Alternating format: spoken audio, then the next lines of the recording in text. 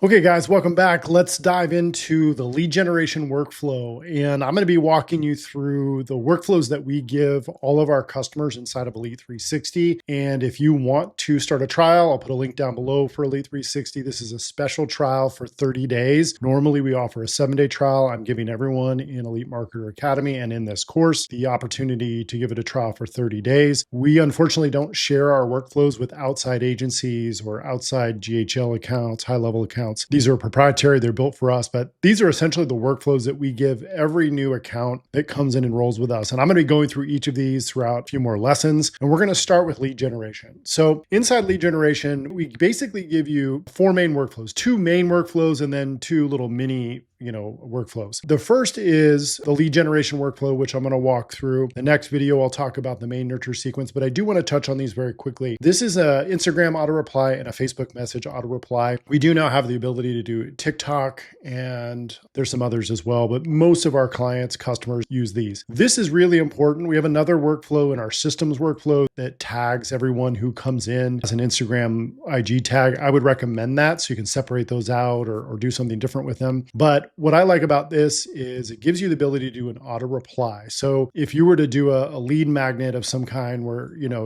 and we have a training that walks you through this, but basically, I'm sure you guys have all seen those, hey, DM me the word this and I'll send you this, or comment the word this. Well, you can do that inside of Elite 360 if you simply put the trigger is them replying or sending the DM to you with the specific phrase. That's what this exact phrase is. When they do that, you can have the system auto reply through Instagram, whatever content you want. So a lot of our customers use this for things like 2-steps and, lead magnet, call to action, that type of thing on side of social media. So I just want to point that out really quickly. I'm not going to do a separate video for those, but they are very useful and I recommend that you have them. So we'll just call that like a little bonus training. But let's dive into the lead generation workflow. And this is very, very simple. There's not a lot to it. And I'm going to walk you through, kind of some recommendations. Let me zoom in a little bit here and just make it a little easier for you. Some recommendations on how to enhance it. We give the very bare basics because we don't want to overwhelm our new customers, people who are maybe just starting out. They're not really used to workflows, but workflows give you the ability to really do a lot of crazy stuff. The most important thing is we're triggering a workflow off of an opt-in. So it's off of a form. You could also do lead magnet or Facebook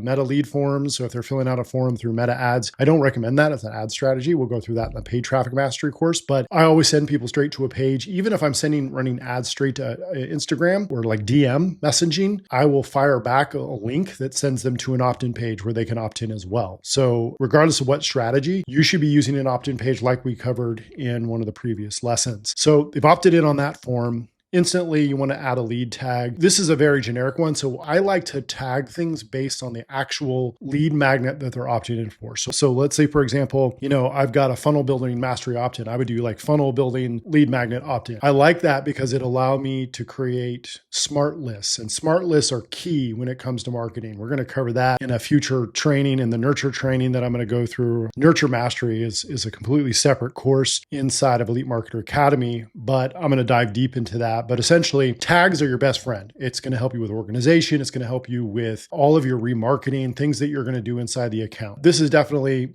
a must. So add a contact tag. You don't need to worry so much about the opportunity stage. This is more of just if you're working with pipelines. I'm not going to get into all that right now. I encourage you to get like a notification when you have a lead come in. You don't have to do this. Then, of course, immediate text. And we've got kind of a template here, immediate email. And, there's a little email template that we recommend. Wait a couple of minutes. And then I recommend a welcome email. So the lead magnet is the first email that they get should deliver the content.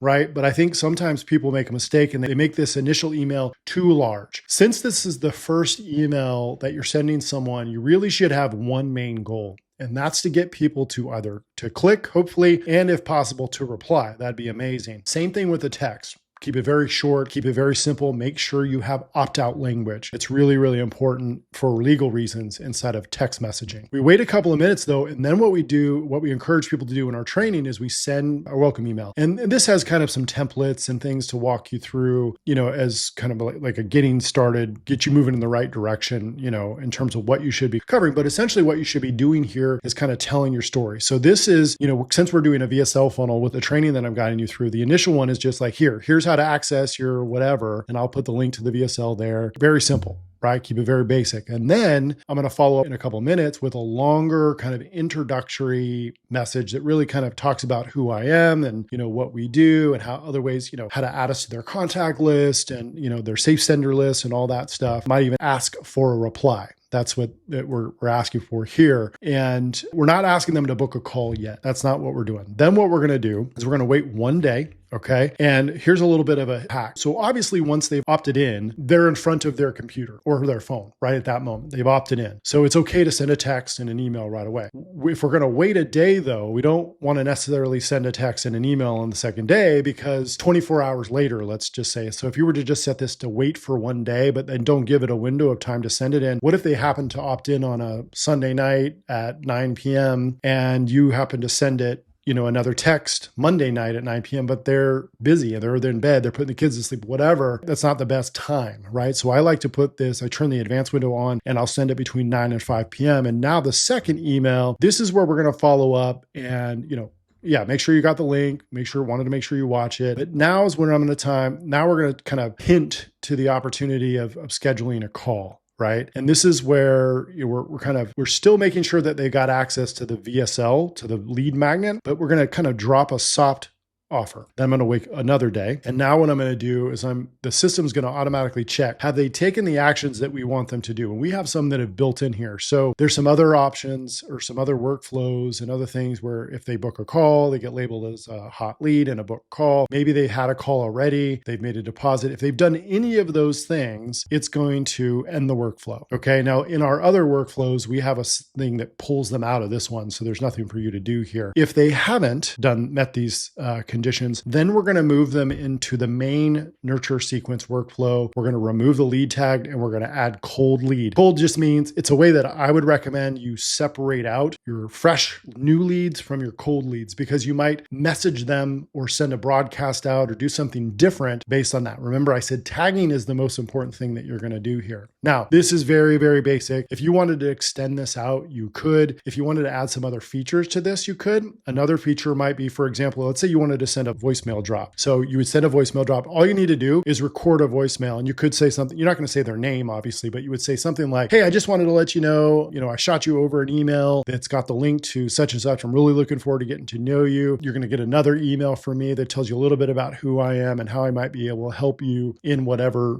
niche that you're in. And then you click save and then that's going to put your voicemail there. We obviously can't put that as a placeholder in our template because we don't have your voice, right?